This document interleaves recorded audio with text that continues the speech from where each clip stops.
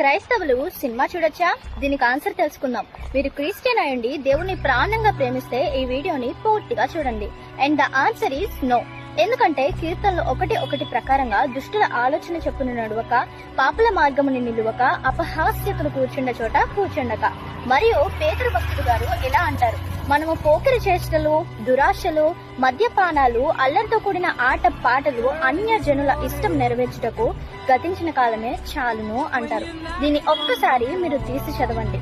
జరిగిందేదో జరిగిపోయింది, ఇవన్నీ వదిలేసి నా దగ్గరికి ఎప్పుడొస్తావు అని దేవుడు మనల్ని ప్రశ్నిస్తున్నట్టుగా ఉంటుంది. ఎందుకంటే లోకంలో ఉన్నదంతయు శరీరాశ, నేత్రాశ, జీవపు డంబం.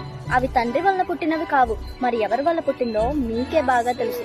ఇంత చెప్పినా సినిమాలో మంచి ఉంటుంది, చెడు ఉంటుంది. మేము మంచినే తీసుకుంటాం, చెడుని అస్సలు తీసుకోం అని చెప్పేవారికి నేను చెప్పాలనుకుంటున్నది ఒక్కటే, మంచి కన్నా ఎక్కువగా మీకు చెడే గుర్తొస్తుంది. ఎందుకంటే సాతాన్ మిమ్మల్ని శోధించడానికి చెడునే గుర్తు చేస్తాడు. శోధింపబడ్డం తప్పు కాదు, కానీ దాన్ని పదే పదే ఆలోచించి పాపం చేయడం చాలా తప్పు.